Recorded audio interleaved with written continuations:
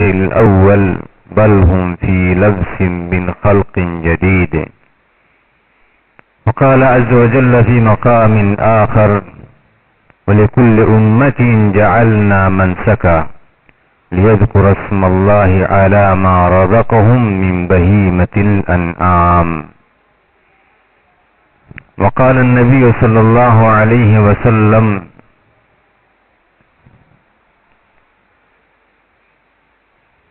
من وجد له سعة فلم يضحي فلا يقربن مصلانا. حمد و ستائش اللہ رب العزت کے لیے ہے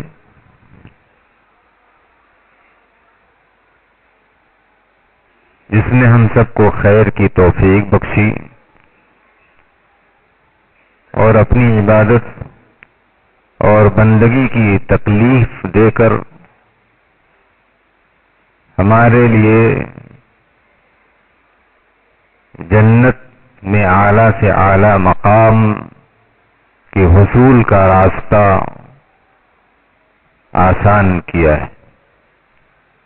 جو لوگ اللہ تبارک و تعالیٰ کی بندگیاں کر کے جنت میں اپنی جگہ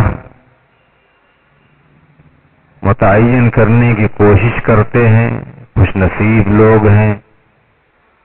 اور جو لوگ اللہ کی عبادات اور بندگیوں سے غفلت کے شکار ہوتے ہیں وہ لوگ یقیناً بدقسمت لوگ ہیں کہ مواقع ملنے کے بعد بھی اللہ تبارک و تعالیٰ کو راضی نہ کر پائیں اور دنیا میں غفلت کی زندگی گزاریں.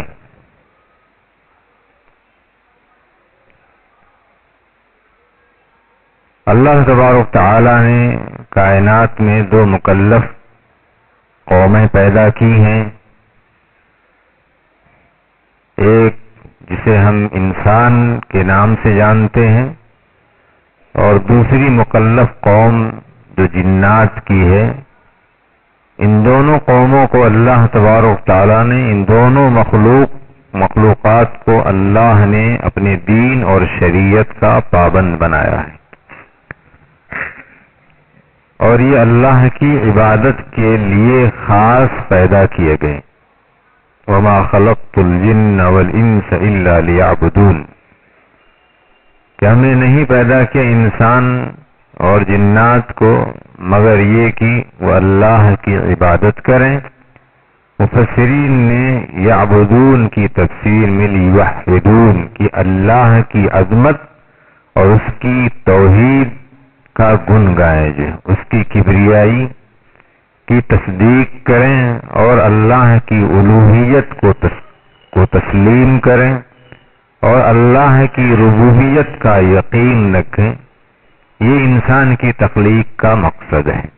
کوئی بھی عبادت وہ توحید کی بنیاد پر اللہ کے ہاں قبولیت کا درجہ پاتی ہے. کوئی آدمی چاہے جتنا بڑا سے بڑا عمل انجام دے اگر وہ توحید سے عاری ہے توحید والا نہیں ہے شرک سے لت پت ہے یا شرک سے اس کا عمل متاثر ہے تو بھی اس عمل کی قبولیت کا اللہ کے یہاں مقام نہیں مل سکتا ہے. اسی لیے لیعبدون کی تفسیر میں علماء مفسرین لیوحدون کی تفسیر کرتے ہیں. اللہ نے انسان اور جنات کو پیدا کیا کہ وہ توحید کو قائم رکھیں اللہ کی توحید کے گن گائیں اپنی تمام تر عبادات میں. وہ عبادات چاہے بدنی ہو وہ عبادات چاہے مالی ہو وہ عبادات چاہے مالی اور بدنی ہو وہ عبادات زبانی ہوں یا اعضاء اور جوارح کے ہوں وہ عبادات قلبی ہوں. ہر عمل اللہ کے ہاں توحید کا متقاضی ہے. جب تک توحید نہ ہوگی اس وقت تک کسی بھی عمل کی قبولیت کی گارنٹی نہیں ہے. حاضرین کرام جس مہینے سے ہم لوگ گزر رہے ہیں یہ عظیم مہینہ ہے اور اس مہینے میں اللہ تبارک و تعالی کی توحید کو زندہ کرنے کا اللہ نے ایک اور موقع انسان کو دیا ہے، اور وہ ہے اللہ کے راستے میں قربانی کرنا، ذبیحہ اللہ کے راستے میں قربان کرنا۔ یہ اللہ تبارک تعالیٰ کی عبادات میں سے ایک اہم عبادت ہے کہ انسان اللہ کے راستے میں اللہ کے لیے ذبیحہ ذبح کرے، جانور ذبح کرے، جن جانوروں کا نام اللہ تبارک تعالیٰ نے ذبح کرنے کا انہیں حکم دیا ہے۔ حاضرین کرام، تو کوئی بھی عبادت توحید کی بنیاد پر یا اس کی دوسری تفسیر آپ کر سکتے ہیں کہ وہ خالص اللہ کے لیے ہونی چاہیے۔ توحید والا جو عمل انجام دے وہ عمل اخلاص پر مبنی ہو، صرف اور صرف اس میں اللہ کے لیے کرنے کا ارادہ رکھتا ہو۔ اگر اس میں ریا، نمود، دکھاوا، تصنع، بناوٹ یا اور کوئی نیت اگر اس میں داخل ہو گئی تو وہ شرک ہے، اور شرک والی عبادت کو اللہ قبول نہیں کرتا ہے۔ اسی لیے نبی محترم صلی اللہ علیہ وسلم کو اپنی امت پر جس چیز کا سب سے زیادہ خطرہ تھا وہ اسی چیز کا خطرہ تھا۔ اسی چیز کے تعلق سے اللہ کے نبی صلی اللہ علیہ وسلم خوف محسوس کرتے تھے کہ انی اخوف ما اخاف علی امتی الشرک الاصغر، قیل وما ہوا یا رسول اللہ، قال الریا، کہ مجھے اپنی امت پر جس چیز کا سب سے زیادہ خطرہ ہے وہ شرک اصغر کا ہے۔ پوچھا گیا کہ اللہ نبی شرک اصغر کیا ہے؟ قال الریا، وہ دکھاوا ہے، ریا نمود ہے جو ہے۔ تو کسی بھی عمل کے اندر ریا اور نمود ہرگز نہیں ہونا چاہیے، خاص طور سے ان عبادات میں جن میں شیطان کو موقع ہوتا ہے۔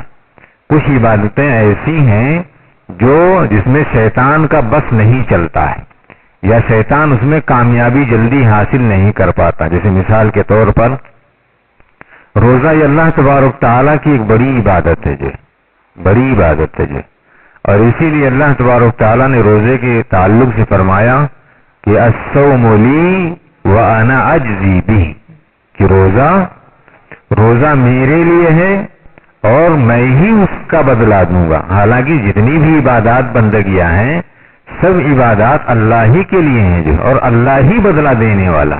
تو پھر خصوصیت کے ساتھ یہ کہنا کہ الصوم لی وانا اجزی بہ، کہ روزہ میرے لیے اور میں ہی بدلہ دوں گا۔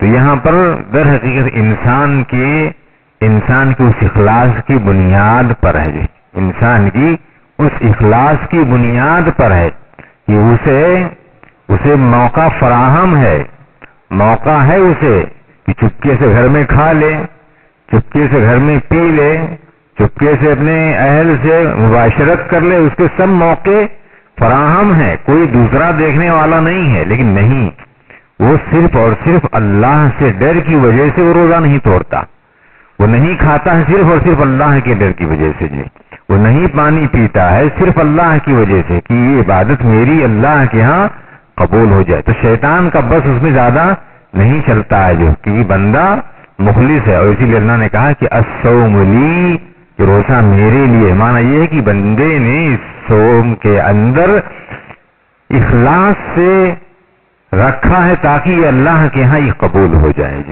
اور یہاں پر ایک نقطہ شرح احادیث بیان کرتے نقطہ سمجھنے کی ہے، وہ نقطہ سمجھنے کا ہے، وہ یہ ہے کہ الصوم لی وانا اجزی بہ، کہ روزہ میرے لیے اور میں ہی بدلہ دوں گا، جبکہ دوسرے اعمال ہیں، دوسرے اعمال کا بدلہ بھی اللہ ہی دے گا۔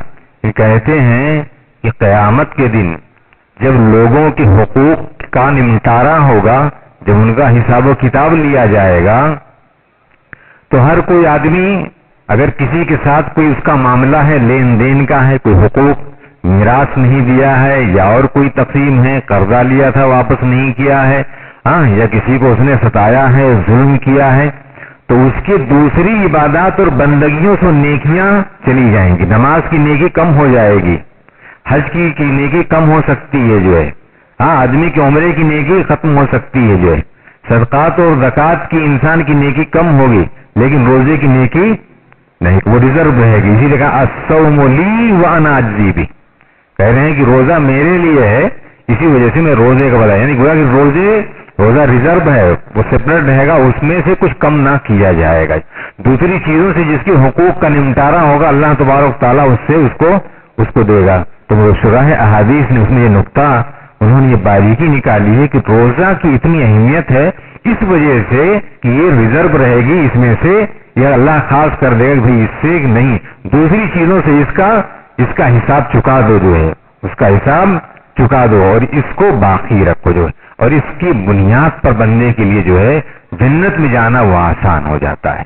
تو میرے بھائیو کہنے مقصد یہ ہے کہ انسان جس عمل کو جتنی زیادہ اخلاص سے کرے گا اللہ کے ہاں اس کا اتنی ہی زیادہ مقام ہوتا ہے. ابھی یہ قربانی کا موقع آنے والا ہے، یہ بھی قربانی بھی یہی در حقیقت اسی کا تقاضا کرتی ہے کہ وہ یہ عبادت بھی اللہ کے لیے ہونا چاہیے، کیونکہ اس میں ریا، نمود اور دکھاوے کا موقع انسان کے پاس بہت رہتا ہے جو، اور شیطان اس میں کامیابی بھی حاصل کرتا ہے کہ بھائی سیٹھ صاحب ارے اس کو کیا خریدتی، اس کو کر لو، یہ بکرا خرید لو گے تو آپ کے محلے میں ایسا کوئی نہیں ہوگا. ایسا نہیں، شیطان نے ڈال دی ایک بات کہ محلے میں ایسا کوئی نہیں ہوگا تو اب ہمیں اس کو لے لینا چاہیے جو، ہاں بہت خوبصورت بکرا ہے جو، اس کو لے لیجئے جو، یعنی گویا کہ شیطان وہاں کامیاب ہو گیا جو ہے. ارے ایک کیا کرتے ہو، دو کر لو، ہاں کیا کہیں گے لوگ، ہاں اتنے بڑے آپ مالدار شخص ہیں، صاحب ثروت ہیں، آپ کا نام چلتا ہے اور آپ کے اتنی بڑی جو ہے ٹولی ہے، آپ کے اتنے جاننے والے ہیں، ایک میں کیا ہوگا، دو لے لیجئے، ہاں دو لے لیجئے، دو کس لیے، دو لے لیجئے، لوگ آپ کو جاننے والے ہیں جو، یہ اگر چیز آ گئی تو گویا کہ اس میں اخلاص نہیں رہا جو. لوگ ہمارے بہت زیادہ ہیں، رشتے دار جاننے والے اور سب بہت زیادہ ہیں، اس میں ایک بکرا کافی نہیں ہوگا، دو لے لیتے ہیں. آج عقیقے میں بھی یہی چلتا ہے کہ اللہ نے تو ایک یا دو اور ہم تو 2 3 4 کو بھی کرتے ہیں.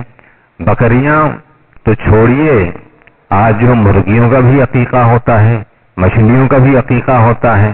پہلے گھروں میں ہوتا تھا، اب ہال بک کیے جاتے ہیں اور اب تو کارڈ چھپتے ہیں عقیقے کے لیے جو ہے.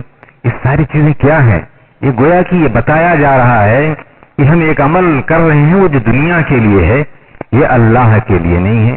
ولیمہ بھی آدمی کرتا ہے تو وہی انسان اولی مرو بشاتن، ایک ولیمہ کرو چاہے ایک بکری ہی کیوں نہ ہو. اسلام نے ولو کا استعمال کیا، اللہ کے نبی ولو بشاتن، یعنی ارے ایک کوڑی بھی، ہاں دے دو، ایک کوڑی ہی ولیمہ کرو، ایک بکری، یعنی گویا کہ وہاں پر تقسیم مراد ہے، یعنی کوئی بہت زیادہ نہیں کرنا چاہیے. اہمیت کرنے کی تھی، کیا کر رہے ہو اس کی اہمیت نہیں تھی، لیکن آج ہمارے یہاں اس میں بھی انسان خوب ماشاءاللہ خرچ کرتا ہے جو، اور انواع و اقسام کی چیزیں جو ہے ڈشیں پیش کی جاتی ہیں، کچھ کھڑے ہو کر کھانے کی، کچھ بیٹھ کر کھانے کی، ہاں کچھ لیٹ کر کھانے کی، مطلب طرح طرح کے آج انداز ہیں لوگوں کے کھانے کھلانے کے، پہننے اور پہنانے کے. میرے بھائیوں یہ تمام چیزیں ہیں جو صرف اور صرف انسان کی اپنے لیے ہے اور یا پھر دوسرے لوگوں کے لیے ہے، کھانے والوں کے لیے ہے. اللہ تبارک تعالیٰ کو وہ عبادت مطلوب ہے جو انسان اللہ کے لیے کرتا ہے، انسان اللہ کے لیے کرتا ہے. اسی لیے آپ کو معلوم ہوگا کہ صحابہ کرام نے اللہ کے راستے میں غزوے کا موقع ہے، سارے لوگ لا رہے ہیں اور غلہ جات کا ڈھیر لگا دیتے ہیں. وہیں پر ایک صحابی آتے ہیں اور ان کے پاس بیچارے کے پاس کچھ نہیں ہوتا ہے، ایک مد کھجور لے کر کے آتے ہیں. اخلاص سے اللہ کے نبی نے اس کھجور کو لیا اور سارے ڈھیر کے اوپر اس کو ڈال دیا جو ہے. وہ ایک مد کھجور اس ڈھیروں غلہ جات کے اوپر بھاری پڑ گیا. کیوں؟ اس لیے کہ اس آدمی کے پاس ایک ہی تھا اور وہ اخلاص میں ڈوبا ہوا تھا، وہ اللہ کے راستے میں لے کر کیا. اسلام میں کمیت کا جو ہے اعتبار نہیں ہے، جو کہ کتنی زیادہ جو ہے وہ چیز آ رہی ہے، جو کتنی کوانٹیٹی اسلام میں اس کا اعتبار نہیں ہے. جو کوالٹی کیا ہے جو ہے ہاں آدمی کے یہاں اس چیز کے پیش کرنے کا انداز کیا ہے جو ہے، کس طور پر وہ اللہ کے راستے میں دے رہا ہے، اسلام میں اس چیز کا اعتبار ہے۔ اسی لیے اللہ تبارک تعالیٰ فرماتے ہیں لن ينال الله لحومها ولا دماؤها ولكن يناله التقوى منكم، اللہ تبارک تعالیٰ کو نہ تو آپ کی قربانی کا گوشت پہنچتا ہے اور نہ ہی قربانی کا خون پہنچتا ہے۔ اللہ کو اگر کوئی چیز پہنچتی ہے تو وہ آپ کے دل کا تقوی اور آپ کی پرہیزگاری پہنچتی، وہ عمل آپ کس وجہ سے آپ انجام دے رہے۔ میرے بھائیو، کسی بھی عمل کے لیے اخلاص شرط ہے، اس اخلاص میں ڈوب کر کے وہ عمل انجام دیجیے۔ اور دوسری شرط ہے کسی بھی عبادت کی قبولیت کے لیے موافقت السنہ، نبی پاک صلی اللہ علیہ وسلم کی سنت کے مطابق وہ عمل پایا جائے۔ اب یہ قربانی جب ہم جانور خریدنے جائیں اس وقت سے شروع ہوتا ہے یہ معاملہ کہ وہ کیسا ہو، اس طریقے پر ہو جس طریقے پر ہمارے نبی نے حکم دیا ہے، قرآن میں جس طریقے سے اس کی ہدایات موجود ہیں۔ ہاں کون سے جانور چلیں گے، اسلام نے ان کی رہنمائی پر دی۔ وہ اس جمعے کے خطبے کے بعد کچھ لوگ میرے مولانا آپ نے وضاحت نہیں کیا، جو ہے آپ نے وضاحت نہیں کی وہ کون کون سے جانور ہیں۔ ارے اللہ کے بندے، اصل میں آج ہمارا یہ معاشرہ ہے، یہ معاشرہ اس وقت مولویوں کے نرغے میں ہے، اس وقت معاشرہ مولویوں کے نرغے میں ہے۔ جو آج کچھ لوگ ہیں جو کسی چیز کی دوسری چیز کی تبلیغ کرتے ہیں، اور کچھ لوگ ہیں جو کسی دوسری چیز کی تبلیغ کرتے ہیں، اور بیچارے یہ عوام الناس جو ہے یہ فیصلہ کرنے، لوگوں کا سوال بجا تھا کہ وہ لوگ جاننا چاہتے ہیں کہ مطلب کیا حقیقت ہے۔ میرے بھائیوں، یہ دین امانت ہے، اس کو امانت داری کے ساتھ پیش کرنا ہے، اس میں ٹوپی اونچی کرنے کا کوئی معاملہ نہیں ہے، ورنہ یہ ٹوپی دنیا میں تو اونچی ہو جائے گی، لیکن اللہ تبارک تعالیٰ کے یہاں جب سارے لوگوں کے سامنے کھڑے کیے جاؤ گے اور وہاں پر جب آپ سے سوال ہوگا تو پھر اس وقت بڑی رسوائی کا معاملہ ہوگا۔ ہاں وہاں پر معاملہ رسوائی کا ہوگا۔ اسی لیے اگر کوئی بات کہی جائے تو دلیلوں کی روشنی میں کہی جائے، جو بات رکھی جائے کتاب و سنت کی رکھی جائے، اور بہت زیادہ انسان اجتہاد کے چکر میں نہ پڑے۔ ہاں اور وہ پڑھے جس انسان کو اجتہاد کی اہلیت ہے، ہاں وہ انسان اس کے چکر میں پڑے تو ٹھیک ہے، لیکن نہیں۔ آج بہت سارے لوگ ہیں، چند سیڈیز کیسٹیں پڑھ لی ہیں، سن لی ہیں، کچھ انٹرنیٹ پر کچھ مواد انہوں نے پڑھ لی ہیں، کچھ علماء کی تقریریں سن لی ہیں، تو اب بیچارے وہ فتوا دینے لگے، اور لوگوں کے درمیان وہ مسائل اور واٹس ایپ آج گروپ کے اوپر، آج تو یہ ایسا ہو گیا ہے کہ مطلب جیسے کوڑے دان ہو، ایسے ہی یہ واٹس ایپ اور سوشل میڈیا آج یہ کوڑے دان ہے، ہر کوئی اس کوڑے میں کچھ بھی ڈال دے جو ہے، اور وہ کوڑا دان ہر انکار نہیں کرتے بھی تمہارا کوڑا ہم نہیں لیں گے، اس کوڑے دان میں ہر کچھ چلا جاتا ہے، اور وہ یہ امت بیچاری یہ انتشار و گمراہی کا شکار ہے۔ میرے بھائیو، اللہ تبارک تعالیٰ نے تحدید کر دی ہے، اور اسلام کا ایک ضابطہ ہے، ایسے نہیں ہے، ہمارا دین ایسے نہیں ہے، یہ خواہشوں کے اوپر نہیں ہے کہ ہم کسی چیز کو ترجیح سے ہم سمجھ رہے ہیں تو وہ حرف آخر ہے، نہیں، یہ مجتہد کبھی نہیں کہہ سکتا۔ جس آدمی کو اجتہاد کی اہلیت ہے وہ کبھی بھی یہ نہیں کہہ سکتا کہ نہیں میں یہ کہتا ہوں اور یہی یہ ڈنکے کی چوٹ پر نہیں، وہ آدمی ہمیشہ بھی اپنی بات رکھنے کے بعد اللہ تعالی عالم، اللہ ہی بہتر جانتا ہے، اس جملے کے ذریعے سے وہ اپنی برات کر لے گا جو ہے، تاکہ اللہ کے ہاں اس کا گریبان ہاتھ میں نہ آئے جو ہے، ورنہ اللہ کے ہاں جواب دینا۔ لیکن نہیں، آج یہ اللہ تعالی عالم یہ محذوف ہو گیا ہے، ہم یہ بات کہتے ہیں یہ لوگوں کے سامنے جا کے بیان کرو۔ آج اس نوعیت کی باتیں ہمارے سماج اور معاشرے کے اندر ہے۔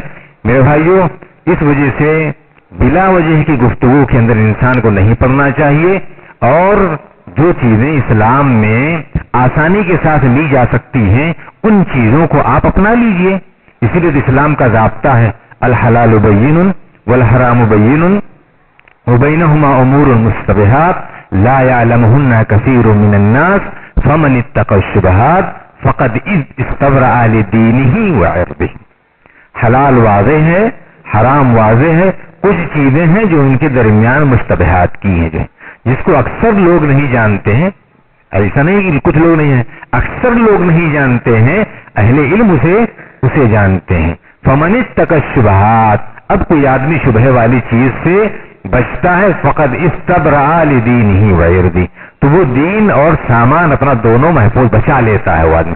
اور جو ومن وقع فی الشبہات فقد وقع فی الحرام، اللہ کے نبی نے کہا کہ جو آدمی شبہے میں پڑ گیا تو وہ قریب ہے کہ وہ حرام میں مبتلا ہو جائے. تو کیوں آپ شبہے میں پڑتے؟ جو دلیلیں واضح ہیں ان دلیلوں کے اوپر آپ عمل کیجئے. جب وہ نوبت آئے گی تو وہ دیکھا جائے گا. تب وہ نوبت آئے گی جب دیکھا جائے گا. میرے بھائیو، ایسی آپ جانتے ہیں امام شافعی، امام حنیفہ رحمہ اللہ کے تعلق سے بڑی بڑی باتیں نقل کی جاتی ہیں، جو ہے بڑی باتیں نقل کی جاتی ہیں.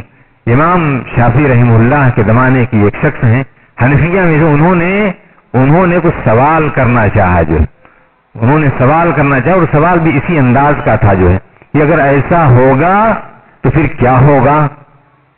وہ اس کا جواب نہیں دے پائیں گے. تو ان کے پاس جب یہ سوال گیا تو انہوں نے کہا کہ جب ایسا ہوگا تب پوچھنا، جب ایسا ہوگا تب پوچھنا. آج ہمارے یہاں بکرا ماشاءاللہ خرید کر آدمی لے آیا ہے. مولوی صاحب جو بھینس کی قربانی کا کیا ہے؟ ارے اللہ کے بندے، تم بکرا خرید کر کے لے آئے ہو اپنے گھر کی قربانی کے لیے، اب اس مسئلے کے اندر تم کو پڑھنے کی کیا ضرورت ہے؟ خواہ مخواہ کی گفتگو میں انسان جو الجھتا ہے. جو میرے بھائی، جو یہ تمام چیزیں ہیں جو جس کے اندر انسان جو مبتلا ہو کر کے کچھ لوگوں نے اپنی انا کا مسئلہ بنا لیا. ابھی آج دیکھیں گے اس موقع سے بہت سارے مسائل. ایک گھر کی طرف سے ایک ہی قربانی ہو سکتی ہے، دوسری قربانی جائز ہی نہیں ہے. علماء کا ایک گروہ اس وقت پیدا ہوا ہے. قربانی اور اضحیہ یقیناً فرق ہے، جو ہے یہ فرق ہے. لیکن جو آیت اس قربانی کی دلیل کے لیے پیش کی جاتی ہے وہی حج کے موقع کی ہے اور وہی اس قربانی کے لیے ہے. وَلِكُلِّ أُمَّةٍ جَعَلْنَا مَنْسَكًا، اور ہر امت کے لیے ہم نے ایک قربان گاہ بنایا ہے، جانور کے ذبح کرنے کا ایک طریقہ بنایا ہے.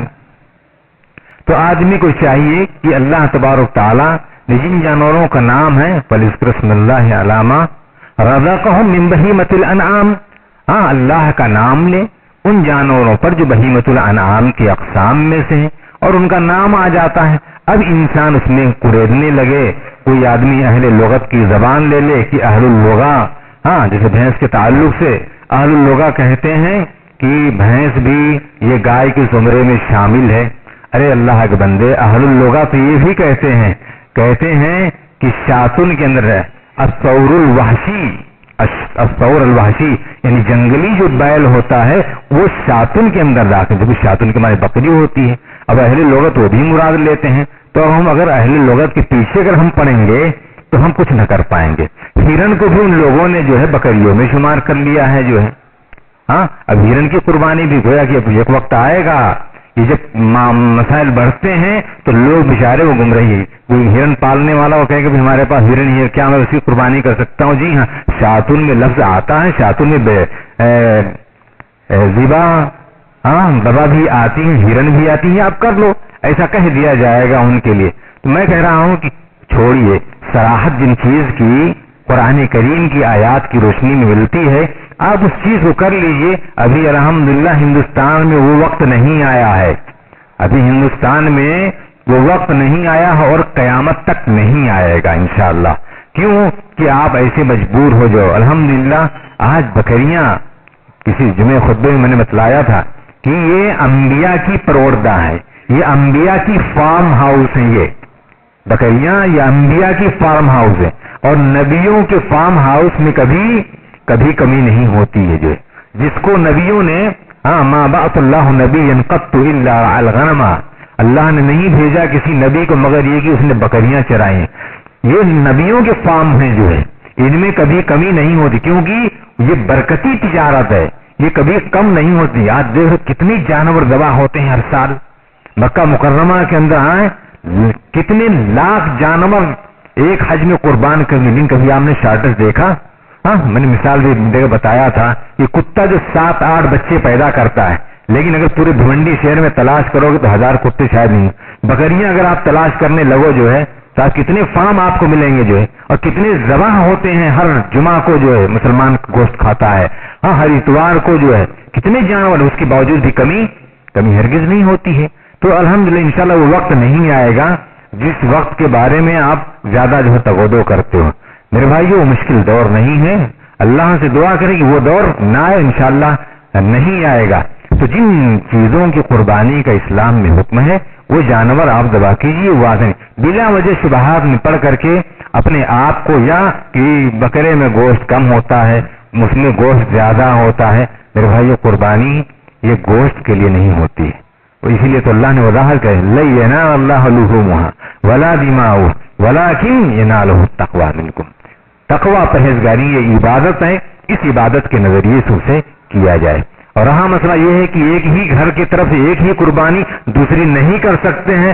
آج ایسا بھی ایک فتنہ آج سوشل میڈیا میں دیکھنے کو آتا ہے اور بہت سارے علماء اکرام اس چیز کا فتویٰ دیتے ہیں. میرے بھائیو نص حدیث ہے، صحیح بخاری اٹھائیے کہ ضحیٰ رسول اللہ صلی اللہ علیہ وسلم بکبشین املحین، کہ اللہ کے نبی صلی اللہ علیہ وسلم نے قربانی کی کبشین، 2 کبشہ.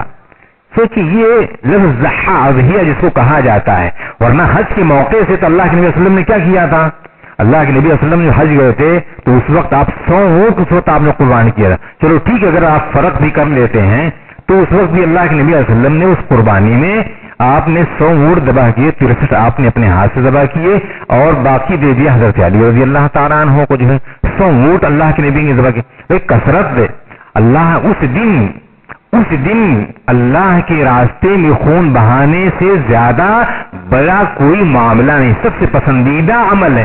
جب وہ پسندیدہ عمل ہے تو اس کے اندر کثرت ہوگی ہی. اللہ کے نبی صلی اللہ علیہ وسلم، اب اگر آپ یہ کہتے نہیں بھی حاجی کوئی آدمی ایک ہی کر سکتا ہے، حاجی ایک ہی کر سکتا ہے، نہیں، اللہ کے نبی نے 100 کیے ہیں. یہاں قربانی کے تعلق سے ضحیٰ رسول کبشین املحین، اللہ کے نبی نے 2 کبشہ 2 جانور، املحین فربا جانور، اقنین سینگ والے، بعض کے اندر جو ہے کہ خصا یعنی جس کو ہم لوگ کہتے ہیں خصی جانور اللہ کے نبی نے قربانی کیا. تو بہرحال یہ دلائل ہیں جن کی روشنی میں محدود نہیں ہے. شرط کیا ہے؟ اخلاص ہونا چاہیے. اخلاص سے اگر آدمی اللہ کے راستے میں 1 کرتا، 2 کرتا، 3 کرتا ہے، 4 کرتا ہے تو کوئی بھی ممانعت نہیں اسلام کے اندر جو ہے. تو اللہ تبارک تعالیٰ نے ہمیں حکم دیا ہے کہ اس کے راستے میں جانور ذبح کریں اور یہ جانور شریعت مطہرہ کی روشنی میں ادا کی جائے. کچھ صفات آپ کو بیان کی گئی تھی کہ جانور ان صفات کا ہونا چاہیے. ذبح کا طریقہ بھی جان لیجئے کہ ان اللہ عز و جل كتب الاحسان على كل شيء اذا ذبحتم فاحسنوا الذبح واذا قتلتم فاحسنوا القتلہ، کہ اللہ نے احسان ہر چیز پر لکھ دی ہے. احسان یعنی اچھے طریقے سے اس عبادت کو ادا کرنا، اخلاص کے ساتھ شریعت کی روشنی میں اس عمل کو انجام دینا، اسے کہا جاتا ہے احسان. اسی لیے حدیث جبریل کے اندر جب حضرت جبریل نے حضرت نبی صلی اللہ علیہ وسلم سے پوچھا کہ مل احسان، کہ احسان کیا ہے، تو آپ صلی اللہ علیہ وسلم نے بتلایا کہ ان تعبد اللہ کأنک تراہ فإن لم تکن تراہ فإنہ یراک، یہ اللہ کی عبادت کرو اس طرح سے گویا آپ اللہ کو دیکھ رہے ہو. اگر یہ داعیہ نہ پیدا ہو تو یہ تو کم سے کم ہونا ہی چاہیے کہ اللہ آپ کو دیکھ رہا ہے، یعنی آپ کی عبادات کو، آپ کی بندگیوں کو اللہ دیکھ رہا ہے. ہاں یہ احسان ہے. اور اس حدیث قدسی کے اندر اللہ نے فرماتے ہیں کہ اللہ فرماتا ہے کہ اللہ تبارک تعالیٰ ہر چیز پر احسان کو لکھ دیا. کتب الاحسان علی کل شیء، ہر چیز پر اللہ نے احسان کو لکھ دیا ہے. احسان کیا ہے؟ اذا ذبحتم فاحسنوا الذبح، جب تم ذبح کرو تو جانور کو بہت اچھی طریقے سے آپ ذبح کرو گے. آج اس تعلق سے بھی ایک نصیحت کرنا مناسب سمجھا جاتا ہے کہ آج ہمارے ہاں بہت سارے لوگ جو ہے اس میں بہت غلطی کا شکار ہوتے ہیں. اللہ کے نبی صلی اللہ علیہ وسلم کی سنت کے مطابق ذبیحہ نہیں ہوتا ہے، یا تو ان کی چھریاں تیز نہیں ہوتی، یا زیادہ ذبح کرنے کے چکر میں آدھا کاٹا، تیہا کاٹا اور اس کے بعد تڑپتا ہوا جانور کو چھوڑ دیا. نہیں، یہ مناسب نہیں ہے. جو ہے یہ مناسب نہیں ہے. آدمی کو چاہیے کہ اچھی طریقے سے ذبح کرے، مکمل طور پر ذبح کرے، جانور ٹھنڈا ہو جائے اس وقت پھر اس کی چمڑی وغیرہ نکالی. یعنی کہ جانور تڑپ رہا ہے اٹھا کر کے اس کو لٹکا دیا گیا ہے. نہیں، دیکھیں شریعت مطہرہ کی چیزوں کے اندر بڑی حکمتیں ہیں. ان حکمتوں کو ہم نہیں پہنچ سکتے، لیکن فوری طور پر وہ جانور جو جھٹکے سے ذبح کیا جاتا ہے اگر آپ اس جانور کا گوشت اگر آپ دیکھیں گے تو آپ کو کیسا لگے گا، اور وہ جانور جو ذبح کرنے کے بعد ٹھنڈا ہو جاتا ہے اور پورا خون اس کا نکل جاتا ہے، اور آپ جانتے ہیں کہ خون آپ کے لیے آپ کی درست نہیں کہ آپ اس کا خون کھائیں جو ہے، ہاں اسی لیے ذبح کرنے کی جو حکمت ہے وہ یہی ہے کہ اس جانور کے بدن سے پورا خون نکل جانا چاہیے. جھٹ پٹ کاٹ کر کے لٹکا دینے سے یہ وہ مسئلہ مکمل نہیں ہوتا ہے. تو چاہیے کہ اچھی طریقے سے ذبح کیا جائے. اور ذبیحتوں چاہیے کہ آدمی کو اپنے ذبیحے کو راحت پہنچائے. جو کیا مانا راحت پہنچانا؟ یہ ہے کہ آپ کی چھری تیز ہونی چاہیے. ہاں وَلْيَحِدَّ أَحَدُكُمْ شُفْرَتُهُ کہ چاہیے کہ تم میں سے آدمی اپنی چھری کو تیز کر لے جو. اور یہ چھری تیز کرنا بھی جانور کے سامنے نہیں ہونا چاہیے. جانور ذبح کرنا ہو تو اسی کے سامنے اس کو تیز کر لے لگو، نہیں، یہ مناسب نہیں ہے. جو یہ مناسب نہیں ہے. وہ بھی محسوس جانور ہے، چاہے وہ جانور بھلے نہیں بولتا ہے لیکن وہ محسوس کرتا، اپنی آنکھوں سے دیکھتا ہے. جو ہاں خیر اور شر کی اس کے ہاں بھی، نفع نقصان کی اس کے ہاں بھی تمیز ہوتی ہے. جو اس لیے اس کے سامنے کبھی بھی چھری نہ تیز کی جائے. وَلْيُحِدَّ أَحَدُكُمْ شُفْرَتُهُ وَلْيُرِحْ ذَبِيحَتُهُ اپنے ذبیحے کو راحت پہنچائے، اچھے سے ذبح کرے اور پھر اچھے ٹھنڈا کرے. جو اور اس میں ایک چیز حکمت یہ بھی ہے کہ آدمی کو چاہیے کہ اپنی ہاتھوں سے ذبح کرے. یہ افضل ہے میرے بھائیو اس طریقے پر یہ قربانی کرنے کی. دوسری چیز یہ ہے کہ یہ قربانی اس کا حکم کیا ہے. جی اس کا حکم کیا ہے؟ اس کا حکم اللہ کے وسلم کی حدیث ہے کہ من وجد سعة فلم يضحي فلا يقربن مصلانا کہ جو آدمی قوت پائے، جس کے پاس استطاعت ہو اور وہ قربانی نہ کرے تو ہمارے عیدگاہ نہ آئے. اسی بنیاد پر علماء کرام کہتے ہیں کہ جن لوگوں کے پاس طاقت ہے ان کے لیے ضروری ہے کہ وہ قربانی کریں، بلکہ ان کے حق میں واجب گردانتے ہیں. اور جن لوگوں کے پاس اتنی طاقت نہیں ہے اگر وہ کرتے ہیں تو پسندیدہ چیز ہے، ایک سنت جو ہے وہ ادا ہو جاتی. اور علماء کرام نے اس کو سنت ہی کہا ہے اور یہی ارجح مسئلہ ہے دوسری اور دلیلوں کی روشنی میں یہی ارجح ہے کہ یہ قربانی. اس لیے حضرت ابوبکر صدیق رضی اللہ تعالیٰ عنہ ہاں مالدار شخص تھے جو ہے، لیکن وہ یہ قربانی نہیں کرتے تھے لوگوں کو بتلانے کے لیے کہ لوگ یہ مسئلہ جانیں کہ نہیں یہ واجب ہے. آج آپ دیکھیں گے کہ ہم میں سے بہت سارے لوگ جو ہے ایک بڑی تعداد ہوگی جو 5 وقت کی نماز نہیں پڑھتی ہے. جو 5 وقت کی نماز نہیں پڑھتی، لیکن قربانی کے لیے جانور خریدنا، قربانی کے لیے اچھا سے اچھا جانور تلاش کرنا، موٹا فربا جانور ڈھونڈنا، آج مطلب یہ ہے کہ یہ 2-4-10 دن مطلب ان کے اسی میں صرف ہو جایا کرتے ہیں. جو تو دیکھیں قربانی آج ایک سنت موقدہ یا یوں کہہ لیجیے کہ ایک واجب عبادت زندگی سال میں ایک بار ہے وہ، اور جو عبادت انسان کے اوپر لازم ہے، فرض ہے، اور قیامت کے دن اس کے بارے میں سے سوال کیا جائے گا، اس عبادت کے تعلق سے اس آدمی کے ہاں کوئی اہتمام نہیں ہے. جو ہے اس وجہ سے بہت سے لوگ پوچھتے ہیں کہ بھئی جو آدمی نماز نہیں پڑھتا ہے اس کے ذبیحے کا کیا ہے. بہرحال یہاں محل نظر ہے معاملہ. دلیلیں سنیے بے نمازیوں کی. اللہ کے وسلم فرماتے ہیں کہ من ترک الصلاۃ متعمدا فقد کفر، جو جان بوجھ کر کے نماز چھوڑ دے اس نے کفر کا ارتکاب کیا. العہد الذی بیننا وبینہم الصلاۃ فمن ترکھا فقد کفر. ہمارے درمیان اور غیروں کے درمیان یعنی کافر و مشرک کے درمیان اگر کوئی چیز فرق کرنے والی ہے تو وہ نماز ہے. جس نے نماز چھوڑ دیا اس نے کفر و شرک کا ارتکاب کیا. ہاں ویل للمصلین، ویل ہے مصلیوں کے لیے، الذین هم فی صلاتهم ساہون، جو نماز بھول چوک کرتے ہیں. ہاں سوچئے نماز بھول چوک کرنے تساہلی کرنے والے کے لیے ویل جہنم کی گہری کھائی بتائی گئی ہے. ما سلککم فی سقر، کہ تمہیں جہنم میں کون سی چیز لے کر کے آئے گی. سب سے پہلے جواب دیں گے یہ نہیں کہیں ہم قربانی نہیں کرتے، کہیں گے لم نکو من المصلین، کہ ہم نماز نہیں پڑھتے تھے. اب جو نماز نہ پڑھے وہ آدمی اگر وہ جانور ذبح کرے تو بہرحال معاملہ، میں اسے کافر مشرک تو نہیں کہہ سکتا، لیکن یہ ہے معاملہ محل نظر ہے. جو ہے اجتناب کرنا چاہیے، بے نمازی کے ذبیحے کے کھانے سے آدمی کو احتیاط کرنا چاہیے. جو ہے اگر اچھا کوئی نمازی پرہیزگار آدمی اگر وہ ذبح کرتا ہے، وہ قصائی نماز پڑھنے والا ہے، تو ایسے آدمی کے ہاں سے گوشت خریدیں. بے نمازی کے ہاں سے میں ناجائز تو نہیں کہوں گا، لیکن بہتر نہیں ہے کہ آپ اس کے ہاں سے آپ گوشت خریدیں جو ہے. ہاں دیندار آدمی ہے، نمازی ہے، تو یقیناً اس کا ذبیحہ آپ کے لیے بہتر ہے. اور ایسے ہی آدمی سے اور ایسے ہی قصائیوں سے اپنا بکرا بھی ذبح کراؤ. بہتر تو یہ ہے کہ آپ اپنے ہاتھ سے ذبح کریں، اور اگر نہیں تو آپ دیکھیں کہ متقی پرہیزگار آدمی ہے، اور نہیں زیادہ متقی ہے تو کم سے کم نمازی ہے، تو اس نمازی کے ہاتھ سے اپنا ذبیحہ ذبح کراؤ. یہ چیزیں پسندیدہ ہیں.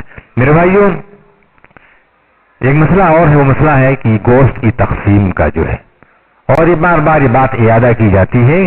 بہت سے لوگ ہمارے مسلمانوں میں یہ سمجھتے ہیں کہ گوشت کے 3 حصے ہونے چاہیے، اور یہ تینوں حصے واجبی حصے ہوتے ہیں. ہاں ایک اپنے لیے ہے، ایک رشتہ دار اعزاء و اقارب کے لیے ہے، اور ایک حصہ فقراء اور مساکین کے لیے ہے. ان کو باقاعدہ وزن کر کے لوگ جو ان کا حصہ نکالتے ہیں. ایسا کچھ نہیں ہے.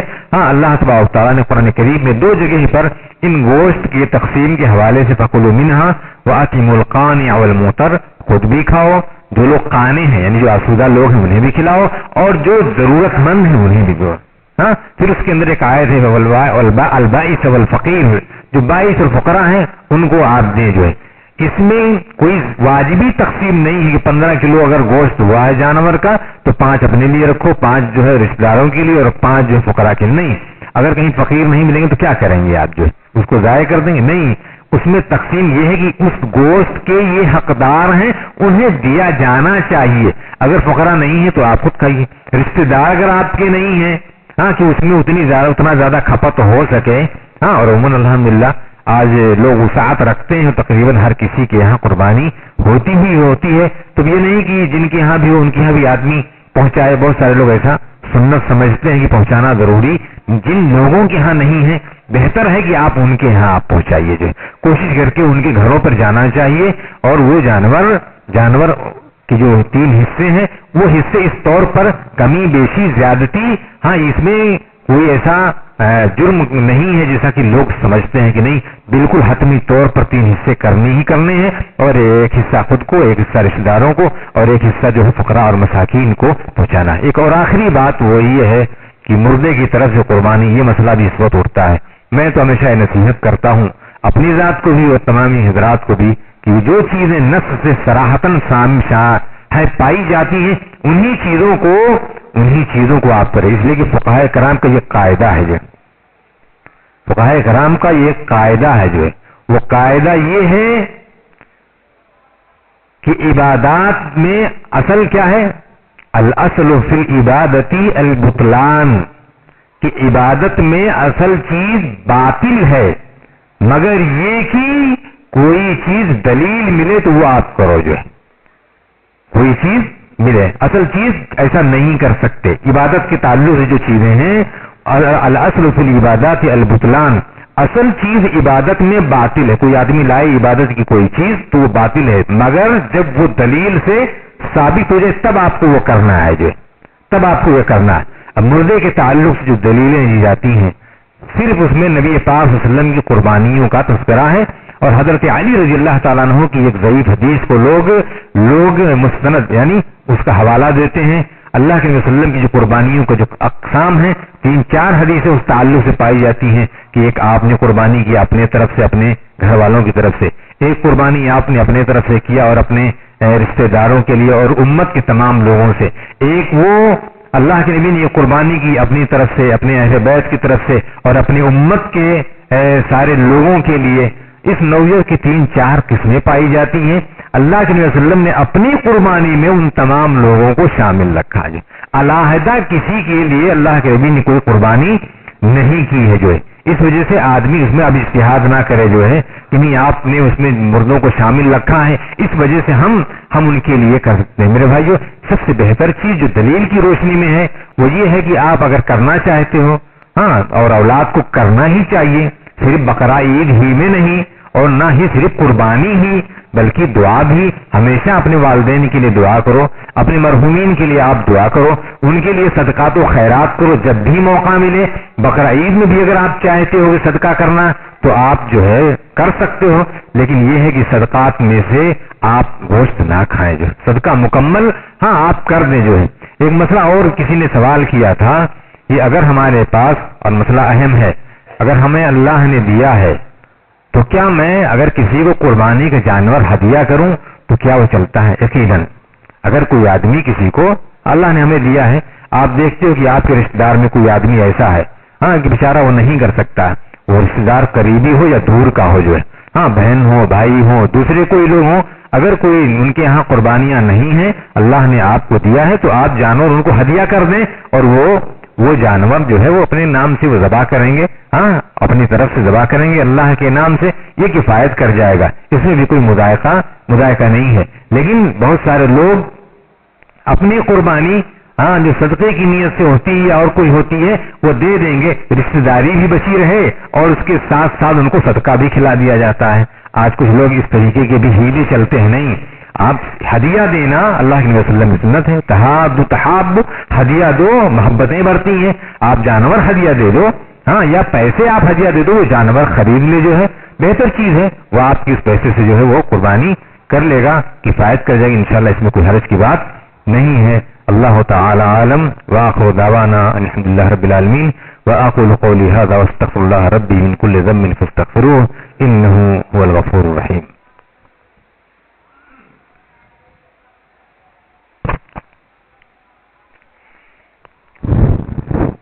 إن الحمد لله نحمده ونستعينه ونستغفره ونؤمن به ونتوب إليه ونعوذ بالله من شرور أنفسنا ومن سيئات أعمالنا. من يهده الله فلا مضل له ومن يضلله فلا هادي له. وأشهد أن لا إله إلا الله وأشهد أن محمدا عبده ورسوله. اللهم صل على محمد وعلى آل محمد كما صليت على إبراهيم وعلى آل إبراهيم إنك حميد مجيد. اللهم بارك على محمد وعلى آل محمد كما باركت على إبراهيم وعلى آل إبراهيم إنك حميد مجيد.